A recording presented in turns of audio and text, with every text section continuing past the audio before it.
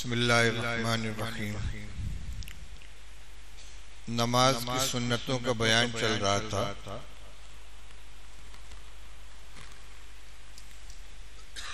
قیام کی اور قرأت کی سنتیں بیان کی گئی تھی۔ نماز کا چوتھا فریضہ ہے رکوع۔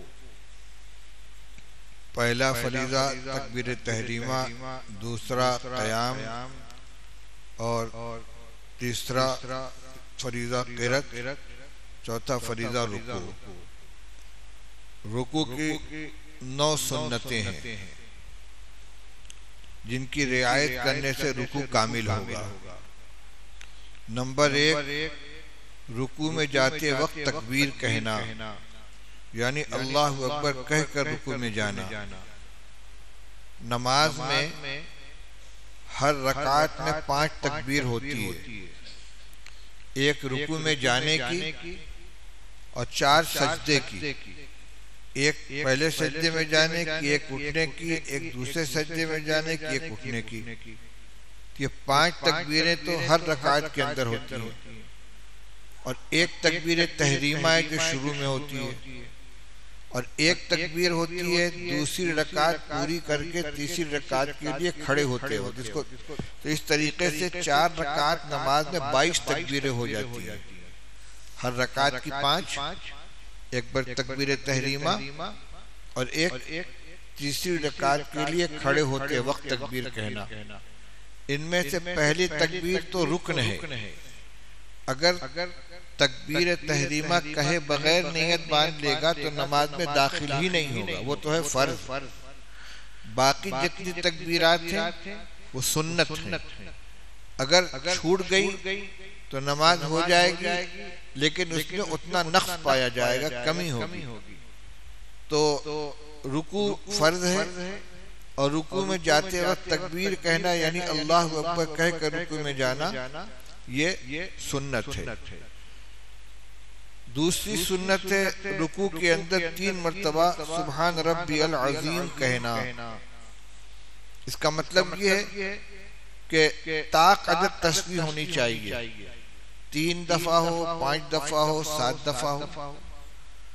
ادنا درجہ اس میں 3 دفعہ تکبیر کہنے کا، سبحان ربی العظیم، سبحان ربی العظیم، سبحان ربی العظیم، اطمینان کے ساتھ کہا جائے۔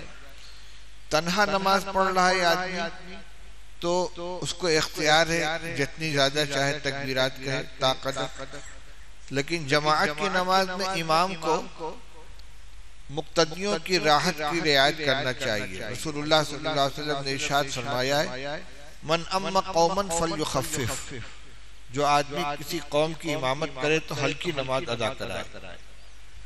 اب اس کی 2 صورت ہے، اگر اطمینان سے تکبیر کہتا ہے تو 3 مرتبہ کہنے پر اکتفا کرنا چاہیے، سبحان ربی العظیم، سبحان ربی العظیم، سبحان ربی العظیم۔ اور اگر کچھ تیز کہتا ہے تو 5 مرتبہ کہہ لینا چاہیے، سبحان ربی العظیم، سبحان ربی العظیم، سبحان ربی العظیم، سبحان ربی العظیم، سبحان ربی العظیم، تاکہ اطمینان سے کہنے والوں کی 3 تسبیح پوری ہو جائے۔ تو یہ 3 مرتبہ سبحان ربی العظیم کہنا، یہ وہ رکوع کی دوسری سنت ہے۔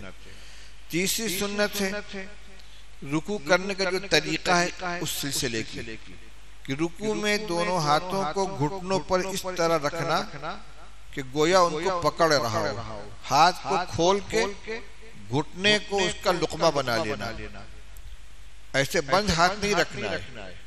یہ طریقہ عورتوں کے رکوع کا ہے کہ عورت رکوع میں جائے گی تو پوری جھکے گی نہیں، صرف اتنا جھکے گی کہ اس کا ہاتھ گھٹنوں تک پہنچ جائے، اب وہ گھٹنوں پر ہاتھ رکھ لے گی، لیکن مرد پورا جھکے گا اور ہاتھ کھول کر گھٹنے کو پکڑے گا۔ گھٹنے پر ہاتھ رکھنا سنت صرف نہیں بلکہ پکڑنا، دونوں ہاتھوں کو گھٹنوں پر اس طرح رکھنا کہ گویا ان کو پکڑ رہا ہے۔ چوتھی سنت ہے ہاتھ گھٹنے پر رکھتے وقت انگلیاں کشادہ رہیں، کھلی ہوئی، البتہ عورت کے لیے ستر اس میں ہے کہ انگلیاں ملا کر رکھے۔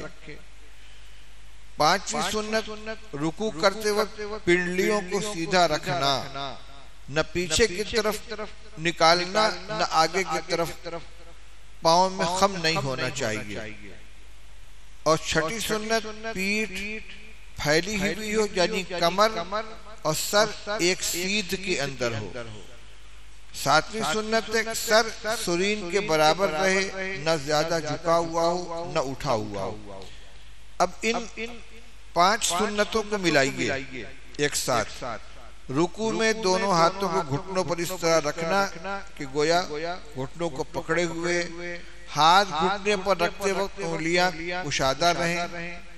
رکوع کرتے وقت پنڈلیوں کو سیدھا رکھنا، پیٹھ پھیلی ہوئی ہو، یعنی کمر اور سر ایک سیدھ میں ہو، سر سرین کے برابر رہے، نہ زیادہ جھکا ہو نہ اٹھا ہو۔ اب اس کو میں کر کے دکھاتا ہوں۔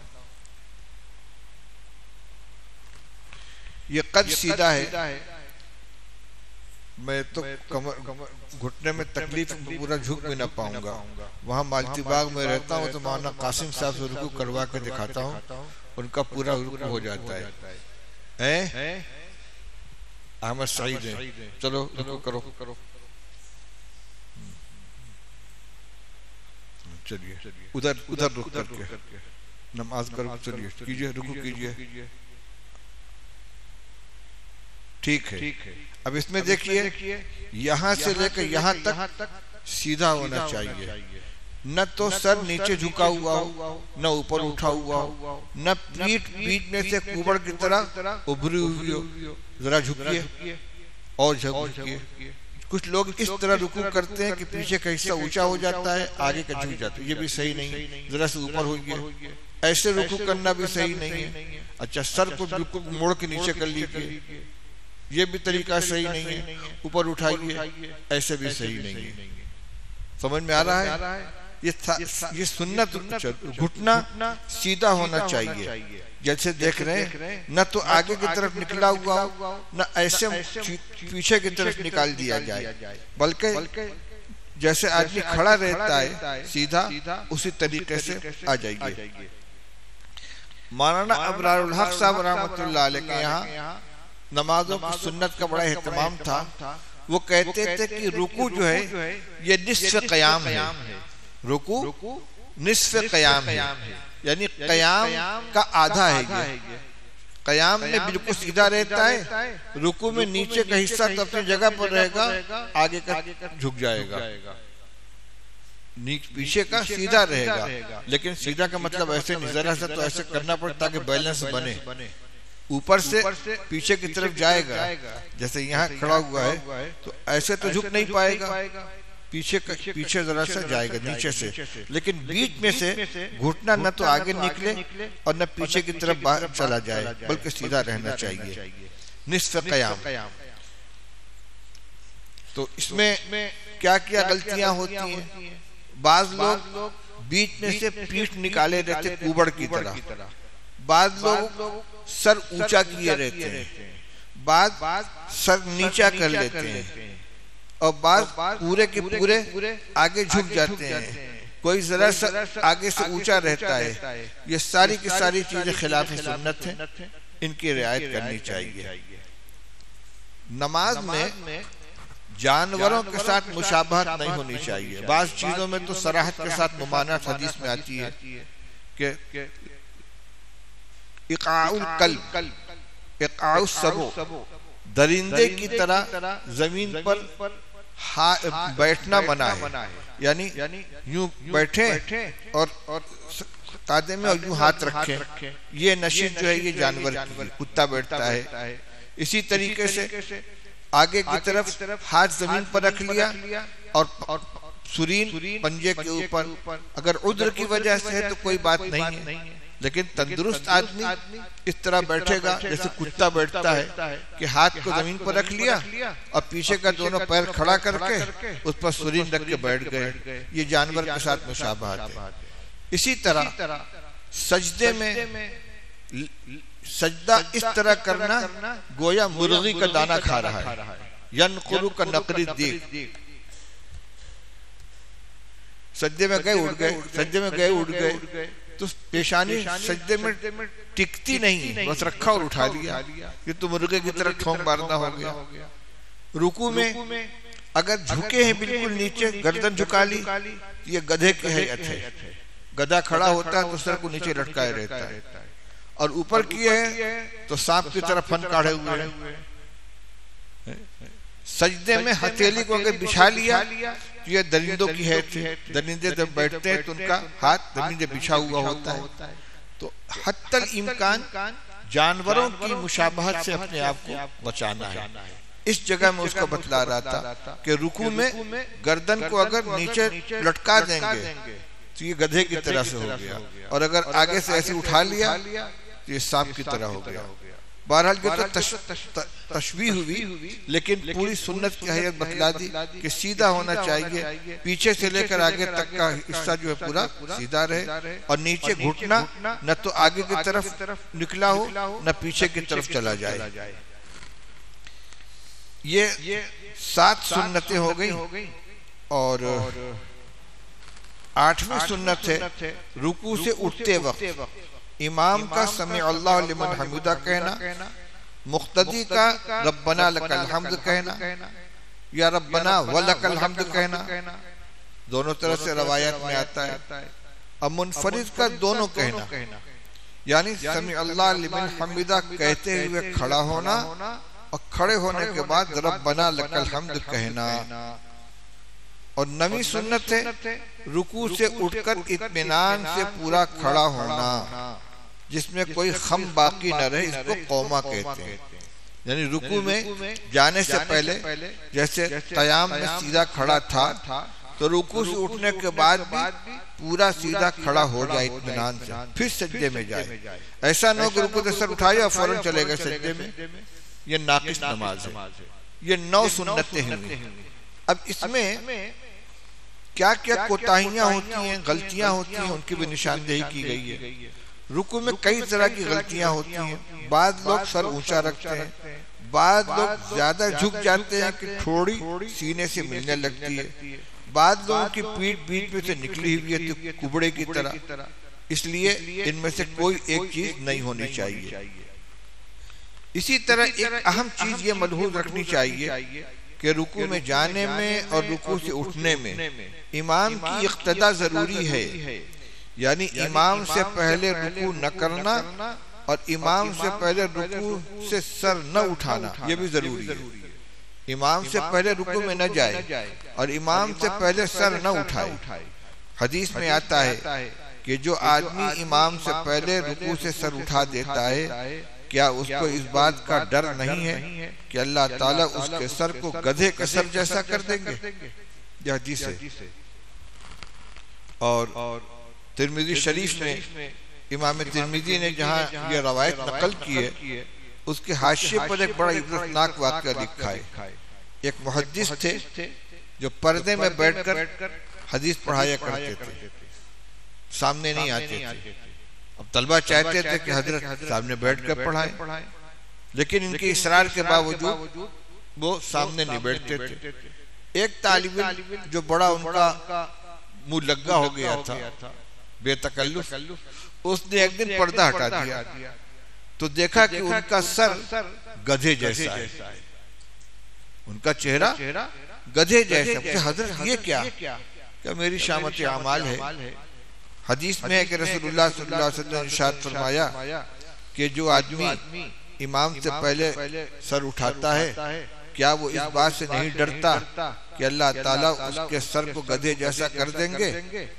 یہ روایت جب گزری تو میرے دل میں شک پیدا ہوا کہ ایسے ہی ڈرانے کے لیے رسول اللہ صلی اللہ علیہ وسلم نے کہہ دیا ہوگا کہیں سر اٹھانے سے سر گدھے جیسا ہوتا ہے۔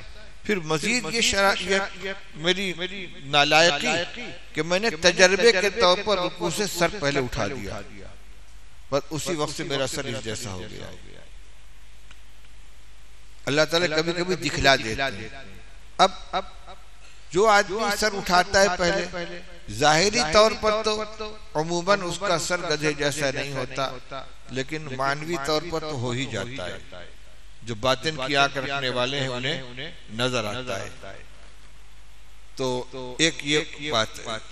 دوسری بات یہ کہ نماز میں ایک موقع تو ایسا ہوتا ہے جہاں انگلیوں کو قصدن ملانا ہے۔ سجدے میں جب جائیں گے تو انگلیوں کو ملا کے رکھیں گے زمین کے اوپر، اور وہ ہے سجدے کی حالت کہ جب سجدے میں جائیں تو انگلیوں کو ملا کر قبلہ کی طرف رکھیں۔ اور ایک موقع وہ ہے جہاں انگلیوں کو قصدن کھولنا ہے، وہ موقع ہے رکوع کا، کہ رکوع میں جب گھٹنے پر ہاتھ رکھیں گے تو انگلیوں کو کھول کے رکھیں گے۔ باقی پوری نماز میں انگلیوں کو اپنے حال پہ چھوڑ دینا ہے، نہ قصدن ملانا ہے نہ قصدن پھیلانا ہے۔ جیسے تکبیر تحریمہ کہتے وقت ہاتھ کو اپنے حال پہ چھوڑیں گے، اسی طرح قوما میں جب رکوع سے اٹھ کر کھڑے ہوتے ہیں ہاتھ لٹکا ہوا ہے تو ایسے ہی چھوڑ دیں گے، اتحیات میں جب بیٹھیں گے تو ایسے ہی کھلا ہوا چھوڑیں گے، لیکن سجدے میں جائیں گے تو ملا لیں گے، اور رکوع میں انگلیوں کو کھول دیں گے۔ رکوع سے اٹھتے وقت اطمینان سے پورا کھڑا ہونا، جس میں کوئی خم باقی نہ رہے، یعنی آگے کو جھکا جھکا پھر سے سجدے کے اندر نہ چلا جائے۔ یہ نماز کو ناقص کرنے والا عمل ہے۔ خلاد بن رافع رضی اللہ تعالیٰ عنہ کا واقعہ ہے، وہ مسجد میں آئے، رسول اللہ صلی اللہ علیہ وسلم تشریف فرما تھے، انہوں نے جلدی جلدی نماز پڑھی 2 رکعت، پھر حضور کی خدمت میں حاضر ہو کر سلام کیا، آپ نے جواب مرحمت فرمایا وعلیکم السلام، ارجع فصلی فإنک لم تصلی، جاؤ پھر سے نماز پڑھو، تم نے نماز نہیں پڑھی۔ لوٹ گئے، پھر انہوں نے اسی طرح جلدی جلدی نماز پڑھی، پھر آئے سلام کیا، آپ نے پھر جواب دیا، پھر فرمایا ارجع فصلی فإنک لم تصلی، جاؤ پھر سے نماز پڑھو، نماز نہیں پڑھی۔ 3 مرتبہ جب یہ ہو گیا تو وہ کہنے لگے یا رسول اللہ مجھے بتائیے کہ میں کیسے نماز پڑھوں۔ جب طلب پیدا ہوئی ان کے اندر کہ اپنی غلطی کا احساس ہے، تب حضور نے ان کو بتلایا کہ نماز کیسے پڑھنا ہے۔ اس میں آپ نے خاص طور سے اس کی تاکید فرمائی کہ جب رکوع میں جاؤ تو اطمینان سے رکوع کرو، جب رکوع سے اٹھو تو اطمینان سے کھڑو، حتی تطمئن قائما، رکوع سے اٹھو تو سجدے میں جاؤ، رکوع میں جاؤ تو اطمینان سے رکوع کرو، حتی تطمئن راکعا، اطمینان سے رکوع ہو، جب کھڑے ہو تو سیدھے اطمینان سے کھڑے ہو، اسی طرح سجدے میں جاؤ تو اطمینان سے سجدہ کرو، 2 سجدوں کے درمیان بیٹھو تو اطمینان سے بیٹھو۔ جس طرح رکوع میں جانے سے پہلے آدمی سیدھا کھڑا ہوتا ہے، رکوع سے اٹھنے کے بعد بھی اتنا ہی سیدھا کھڑا ہونا چاہیے، اور یہ ایک مستقل عمل ہے، یہ صرف وقفہ نہیں ہے۔ رکوع قیام اور رکوع اور سجدے کے درمیان کا وقفہ صرف نہیں ہے کہ رکوع اور سجدے کے درمیان فاصلے، بلکہ قوما رکوع کے بعد کھڑا ہونا یہ ایک مستقل عمل ہے۔ یہ سنتیں ہو گئی رکوع کی۔ اب ایک عمل اور ایک مسئلہ اور بتا دیں، اگر امام رکوع میں جا چکا ہے تو رکوع میں شامل ہونے کا طریقہ اچھی طرح سمجھ لینا چاہیے۔ بہت سے لوگوں کو پیش آتا ہے نماز میں دیر میں پہنچے، امام رکوع میں جا چکا ہے تو نماز میں کیسے شامل ہو۔ رکوع سے پہلے قیام ہے، وہ فرض ہے، اس لیے ہاتھ اٹھا کر اللہ اکبر کہتے ہوئے نیت باندھ لیں۔ اب اگر یقین ہو کہ دعائے ثنا پڑھ لینے سے پہلے امام رکوع سے سر نہیں اٹھائے گا تو جلدی جلدی دعائے ثنا پڑھ کر دوبارہ اللہ اکبر کہہ کر رکوع میں جانا چاہیے، ورنہ ثنا پڑھے بغیر دوسری تکبیر کہہ کر رکوع میں چلے جائے۔ پہلی تکبیر جو کہی وہ تو تکبیر تحریمہ ہے، وہ تو فرض ہے، اس سے نماز میں داخل ہوئے، اور فوراً نیت باندھی، فوراً نیت توڑ کر دوسری تکبیر کہہ کر رکوع میں چلے گئے۔ اور اگر خدا نخواستہ ایسے وقت پہنچے کہ اگر اللہ اکبر کہہ کر نیت باندھیں گے پھر اللہ اکبر کہہ کر رکوع میں جائیں گے، تب تک امام سر اٹھا دے گا، تو آخری درجے میں اس کی بھی گنجائش ہے کہ قیام کی حالت میں ایک مرتبہ اللہ اکبر کہہ کر رکوع میں چلے جائیں، یا اللہ اکبر ساتھ ساتھ کہہ لے، پہلا اللہ اکبر رکوع میں نماز میں داخل ہونے کا، دوسرا اللہ اکبر رکوع میں جانے کا، ہاتھ نہ باندھیں، اس لیے کہ اتنا وقفہ کرنے میں امام رکوع سے سر اٹھا دے گا، اور اگر صرف ایک تکبیر کہہ کر رکوع میں چلے جائیں گے تو بھی نماز ہو جائے گی۔ یہ تکبیر نماز میں داخل ہونے کی مانی جائے گی جو فرض ہے، اور یوں سمجھا جائے گا کہ اس نے رکوع میں جانے کی تکبیر چھوڑ دی جو سنت ہے، تو اتنا اس کے اندر اتنی کمی ہو گئی رکعت کو پانے کے لیے۔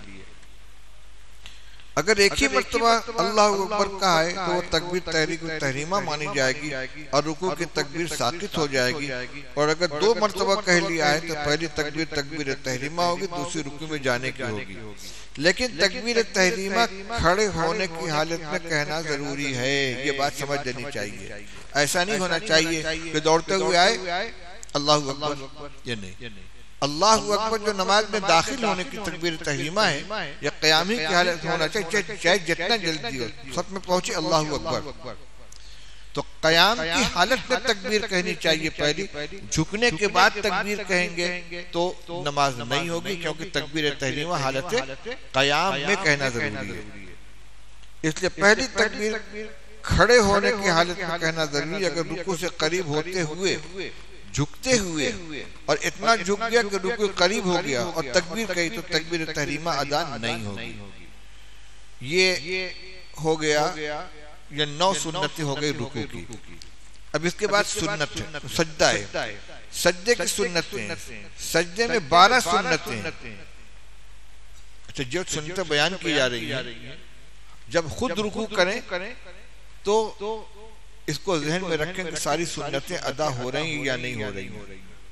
اور ایک طریقہ یہ بھی ہے کہ کسی وقت بغیر نماز کی نیت باندھے ہوئے، بغیر نماز کی نیت کیے ہوئے صرف نماز کا عمل کریں، یعنی کھڑے ہو جائیں، کان تک ہاتھ اٹھائیں، دیکھیں کہ میں کیسے کھڑا ہوں، میرا دونوں پیر پنجہ قبلہ کی طرف ہے کہ نہیں، میرا قد سیدھا ہے کہ نہیں، میرا رخ قبلہ کی طرف ہے کہ نہیں ہے۔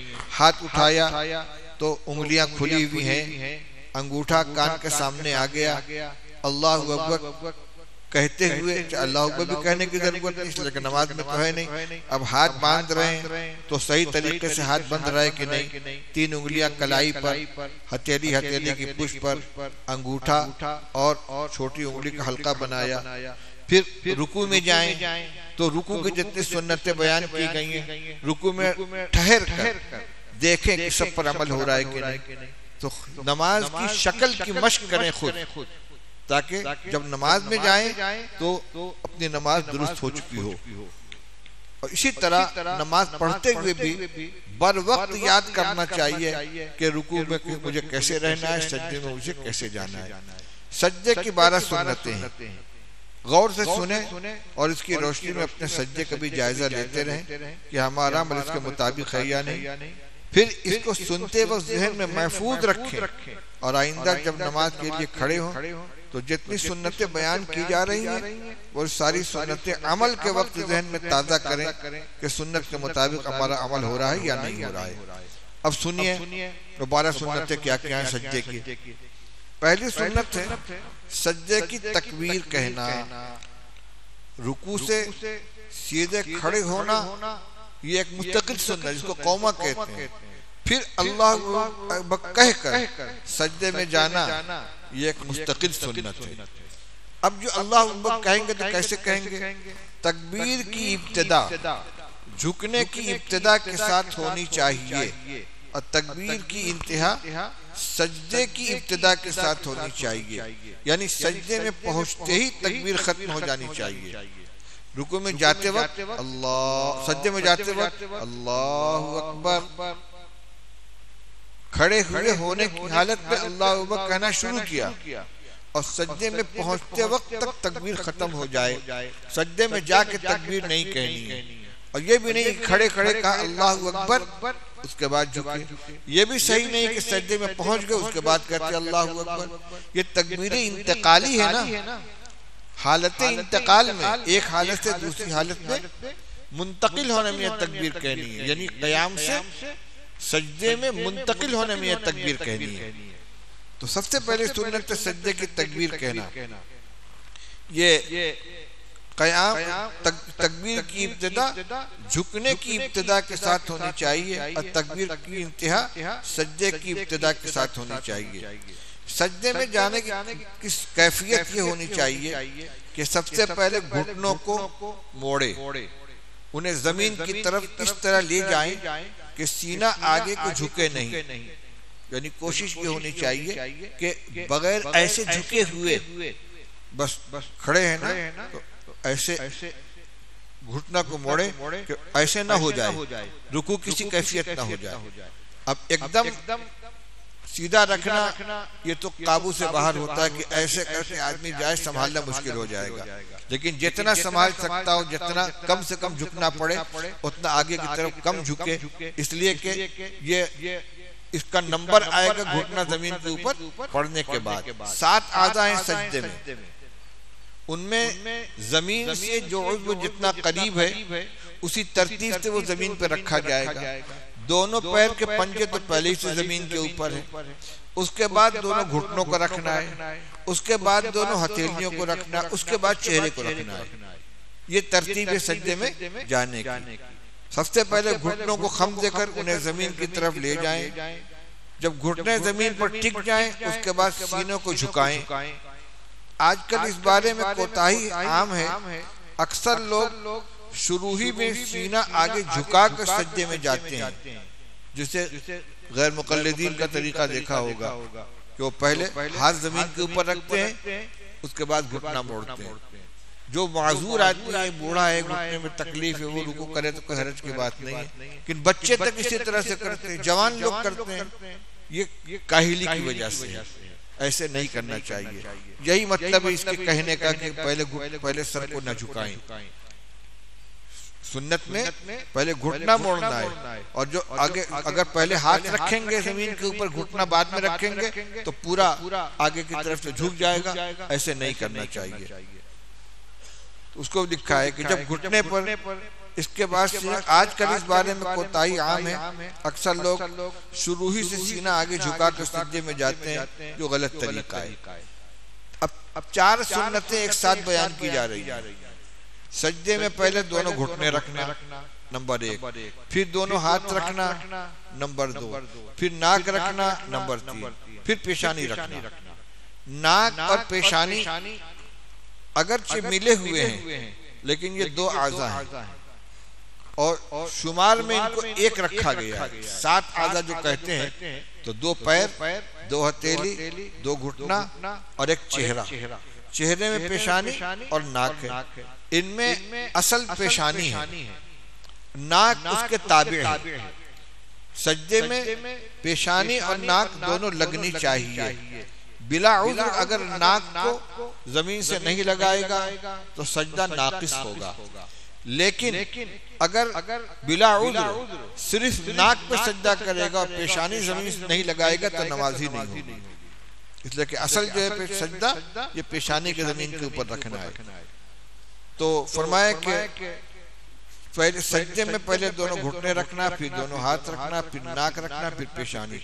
رسول اللہ صلی اللہ علیہ وسلم نے فرمایا مجھے حکم دیا گیا ہے کہ میں سجدہ کروں 7 ہڈیوں پر، امرت ان اسجد علی 7 اعظم۔ 7 ہڈیاں کیا ہیں؟ 2 پنجے، 2 گھٹنے، 2 ہتھیلیاں اور چہرہ۔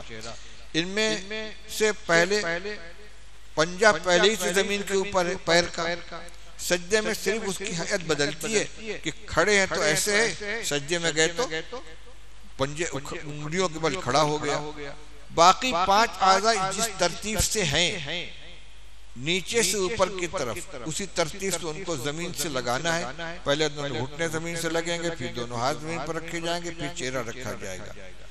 چہرہ رکھنے میں لمحہ بھر کی تقدیم ہوگی، ایسے چہرہ رکھ رہے ہیں نا تو پہلے ناک لگے گی زمین سے، پھر پیشانی، کوئی لمبا وقفہ نہیں ہوگا، بس لمحہ بھر کا تقدیم تاخیر ہوگی کہ زمین سے پہلے ناک لگے گی اس کے بعد پیشانی۔ اگر کسی کو کوئی عذر ہے، گھٹنے میں تکلیف ہے، بدن بھاری ہے، بڑھاپا ہے یا اور کوئی بیماری ہے اور اس کی وجہ سے وہ پہلے زمین پر ہاتھ رکھتا ہے اس کے بعد گھٹنا رکھتا ہے تو یہ عذر ہے، اور عذر کی وجہ سے آدمی جیسے نماز پڑھ سکتا ہے اس کی گنجائش ہے۔ لیکن بہت سے لوگ محض کاہلی کی بنا پر، صرف آرام طلبی کی بنا پر ایسا کرتے ہیں کہ پہلے ہاتھ زمین پر رکھتے ہیں اس کے بعد گھٹنا رکھتے ہیں، یہ صحیح نہیں ہے۔ سجدے میں پیشانی کے ساتھ ناک بھی زمین پر رکھنی چاہیے۔ بعض فقہاء نے ناک رکھنے کو واجب قرار دیا ہے، اگرچہ راجح قول یہی ہے کہ ناک رکھنا واجب نہیں ہے، لیکن احتیاط اسی میں ہے کہ ناک بھی زمین پر لگائی جائے۔ اول تو اس لیے کہ اس کے مسنون ہونے پر اتفاق ہے، دوسرے بعض فقہاء کے نزدیک وہ واجب ہے، لہذا اگر کوئی صرف پیشانی پر سجدہ کرتا ہے، ناک زمین سے نہیں لگاتا تو یہ سنت کے خلاف ہوگا۔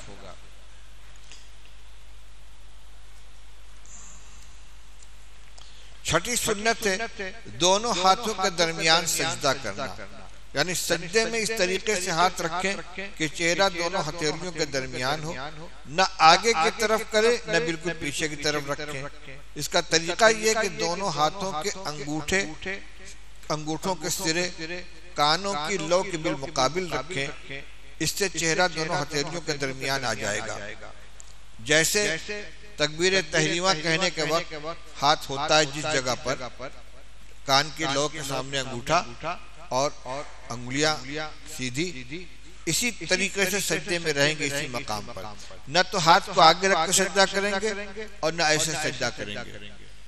ہاتھ کو پیچھے رکھ کر بھی سجدہ نہیں کریں گے اور آگے نکال کے بھی سجدہ نہیں کریں گے، بلکہ سجدہ اس طرح کریں کہ چہرہ دونوں ہتھیلیوں کے درمیان ہو۔ میں نے کہا جیسے تکبیر تحریمہ کے وقت ہاتھ ہوتا ہے، فرق یہ ہوگا کہ تکبیر تحریمہ کے وقت انگلیاں اپنے حال پہ رہتی ہیں اور سجدے میں انگلیوں کو ملا لیا جائے گا۔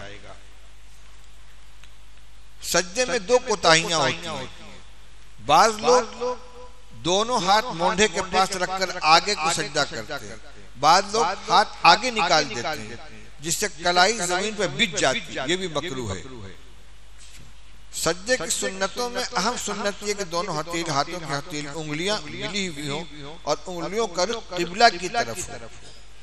جیسے قیام میں بتلایا گیا تھا کہ دونوں پیر کی انگلیوں کا رخ قبلہ کی طرف ہو، اسی طرح سجدے میں دونوں ہتھیلیوں کا رخ قبلہ کی طرف ہونا چاہیے۔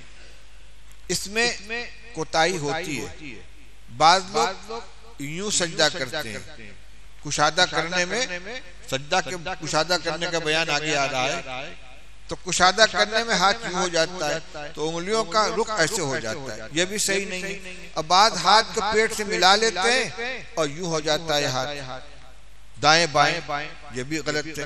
ہتھیلی کا رخ دونوں قبلہ کی طرف ہونا چاہیے۔ پوری نماز میں حتی الامکان اعضاء کا رخ قبلہ کی طرف ہونا ہی چاہیے۔ سجدے کی آگے کی سنت سنیے، سجدے میں پیٹ کو رانوں سے الگ رکھنا، دونوں کہنیوں کو پہلوؤں سے علیحدہ رکھنا، دونوں کہنیوں کو زمین سے الگ رکھنا، یعنی کشادہ سجدہ کرنا۔ سجدہ کرنے میں جب سجدہ کریں گے یہ حصہ اس سے ملا ہوا نہ ہو اور یہ ران پیٹ سے ملی ہوئی نہ ہو اور پیچھے کی پنڈلی جانگ سے ملی ہوئی نہ ہو، یعنی پورا کشادہ ہونا، سب چیز کھلی ہوئی ہو۔ ہاتھ یوں کھلا ہوا ہے، روایت میں آتا ہے کہ رسول اللہ صلی اللہ علیہ وسلم سجدہ کرتے تھے تو اس طرح کشادہ سجدہ کرتے تھے کہ بکری کا بچہ اس کے نیچے سے نکل جائے۔ بعض روایتوں میں آتا ہے کہ اگر آپ چادر اوڑھے ہوتے تھے تو آپ کی بغل کی سفیدی نظر آ جاتی تھی، اس طرح کشادہ سجدہ کرتے تھے۔ لیکن اس میں ایک بات کا خیال رکھنا ہے کہ اگر تنہا نماز پڑھ رہے ہیں اور آپ کے بالکل دائیں بائیں ملا ہوا کوئی آدمی دوسرا نماز نہیں پڑھ رہا ہے تب تو پورا کشادہ سجدہ کریں گے، لیکن اگر جماعت کی نماز ہے جس میں مل کر کھڑے ہونے کا حکم ہے تو کشادہ اتنا کریں گے کہ سارے اعضاء کھل جائیں، کوئی بدن سے لگا ہوا حصہ نہ رہے، لیکن باہر کی طرف نہ نکالیں، اپنی حد کے اندر رہیں تاکہ جو بغل والا نمازی ہے اس کی بھی نماز اسی طریقے سے سنت کے مطابق ادا ہو سکے۔ تو کتنے اعضاء کو کھولنا ہے؟ ہر عضو دوسرے سے جدا رہے۔ ایک تو یہ کہ زمین پہ ہاتھ بچھا ہوا نہ ہو، کہونی جو ہے یہ پیٹ سے ملی ہوئی نہ ہو، بازو پہلو سے ملا ہوا نہ ہو، ران پیٹ سے ملی ہوئی نہ ہو، اور عورت جب سجدہ کرے گی تو سب کو ملائے گی آپس میں، سمٹ کے سجدہ کرے گی۔ رسول اللہ صلی اللہ علیہ وسلم دو عورتوں کے پاس سے گزرے جو نماز پڑھ رہی تھی، آج نے فرمایا اذا صلیتما فضما بعد اللہ بالارض فإن المرأة ليست في ذلك كالرجل، سجدہ کرو تو اپنے گوشت کو زمین سے لگا دو، یعنی سمٹ کے سجدہ کرو، کیونکہ عورت مرد کے مانند نہیں ہے اس سلسلے میں۔ اور میرا ایک مضمون ہے، مقالات میں بھی ہے، ترجمات میں بھی شائع ہوا تھا، تمام ائمہ اس پر متفق ہیں، شوافی کی کتابوں میں بھی، حنابلہ کی بھی، مالکیہ کی یہاں بھی ہے، احناف کی یہاں بھی ہے، بلکہ غیر مقلدین کی کتابوں میں بھی لکھا ہوا ہے کہ عورت سجدہ کرے گی تو بالکل سمٹ کے کرے گی، لیکن غیر مقلدین کی عمل اس کے خلاف ہوتا ہے، عورتیں مردوں کی طرح سجدہ کرتی، معلوم نہیں کہاں سے لے آئے۔ عورت کو آپ نے صراحتاً سمٹ کا سجدہ کرنے کا حکم دیا ہے، لیکن مرد کو کشادہ سجدہ کرنا چاہیے۔ یہ تین سنتیں ایسی جن کا تعلق اس بات سے ہے کہ سجدہ کھلا ہوا ہو اور کشادہ ہونا چاہیے کہ بکری کا چھوٹا بچہ درمیان سے نکل سکے، دونوں پیروں کو کھڑا رکھنا ہے، پنجے کھڑے ہوئے ہوں، زمین پہ بچھے ہوئے نہ ہوں، اور پیروں کی انگلیاں اچھی طرح موڑ کر قبلہ کی طرف رکھنا، یہ ہے دونوں سجدے میں ہونی چاہیے، یعنی ایسے کھڑا کریں گے پیر کہ انگلیاں جو ہیں جتنی انگلی زمین سے لگی ہوئی ہے وہ قبلہ کی طرف مڑی ہوئی ہو۔ اب پانچوں انگلیاں تو مڑ نہیں سکتی کیونکہ انگلی چھوٹی بڑی ہے، اگر چھوٹی انگلی کو بھی آگے موڑنا چاہیں گے تو انگوٹھا ٹوٹ جائے گا، اس لیے جتنی انگلی مڑ سکتی ہے مڑتی ہے اتنی انگلیوں کو قبلے کی طرف موڑا جائے، ایک بات۔ دوسرے یہ کہ یہ ہیئت دونوں سجدوں میں ہونی چاہیے۔ ایک غلطی یہ ہوتی ہے کہ آدمی جب قیام سے رکوع میں جاتا ہے تب تو اس کے دونوں پیر سیدھے مڑے ہوئے ہوتے ہیں، لیکن جب ایک سجدہ کے بعد بیٹھتے ہیں تو بایاں پیر موڑ کر اس کے اوپر بیٹھ جاتے ہیں اور ایک پیر کھڑا رہتا ہے، پھر جب دوسرے سجدے میں جاتے ہیں تو ایسے ہی پیر رہ جاتا ہے بایاں والا۔ بہت چھوٹی چھوٹی چیزیں ہیں لیکن ان پر نظر ہونی چاہیے۔ جیسے بیٹھے تھے اسی طریقے سے جھک گئے آگے تو دہنا پیر تو کھڑا ہے لیکن بایاں پیر اسی طرح رہ جاتا ہے، تو بائیں پیر کو پھر سیدھا کر کے دہنے پیر کی طرح سیدھا کھڑا کرنا چاہیے، انگلیوں کو قبلہ کی طرف کرنا چاہیے۔ اب اس کے بعد اگر درمیان کی رکعت ہے، پہلی یا تیسری ہے تو سیدھے کھڑے ہو جائیں گے، اور اگر دوسری ہے یا آخری رکعت ہے تو بیٹھ جائیں گے، لیکن دوسرے سجدے میں جاتے وقت بھی انگلیوں بائیں پیر کی انگلیوں کو بھی سیدھا قبلے کی طرف متوجہ کرنا چاہیے۔ دونوں سجدوں میں ٹخنے نہیں ملانے چاہیے، یہ گھٹی کو ملا کے سجدہ نہیں کرنا ہے کہ ایسے ملائیں گے، بلکہ دونوں پیر اپنی جگہ پر کھڑے رہنے چاہیے۔